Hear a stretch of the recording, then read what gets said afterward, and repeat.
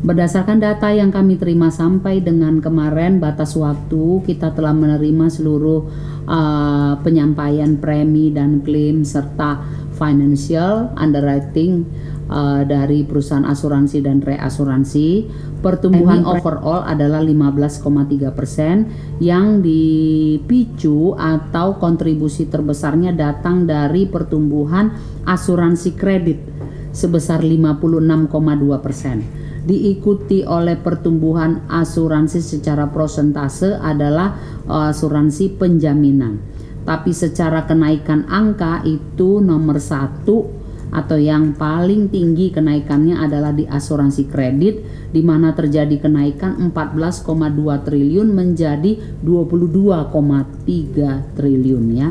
Jadi naiknya aja itu 8 triliun atau equal 56,2% dari posisi tahun 2022 ya, naik 56%. Kemudian secara angka, ini saya bahas mengenai angka yang naik 2 triliun itu asuransi engineering, di mana naik 63,4% dari tahun sebelumnya 3,2 2022 tentunya.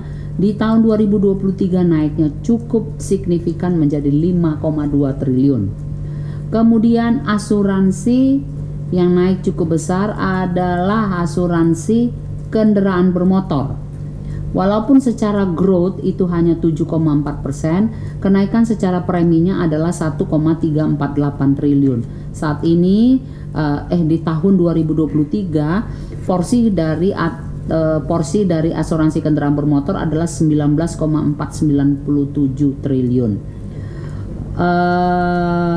Untuk yang lain-lain bisa kita lihat di sini pertumbuhannya.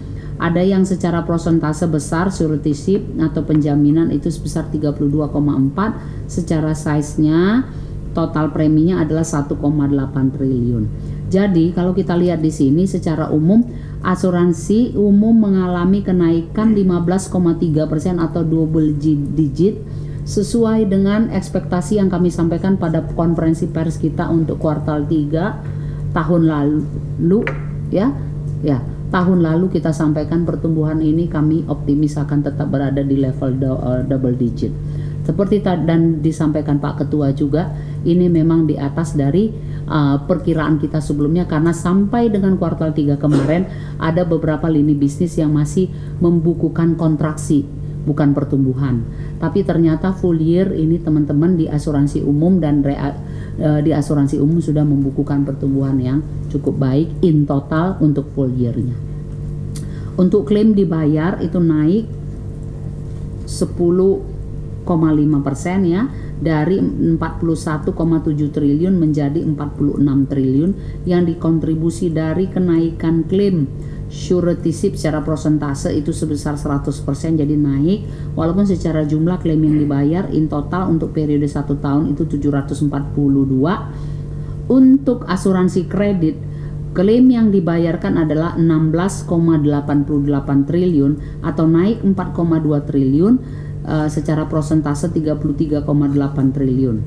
Kemudian bisa kita lihat kenaikan klaim dibayar juga untuk asuransi motor, asuransi kargo itu di bawah 1 triliun ya, di 500 dan 300 miliar, dan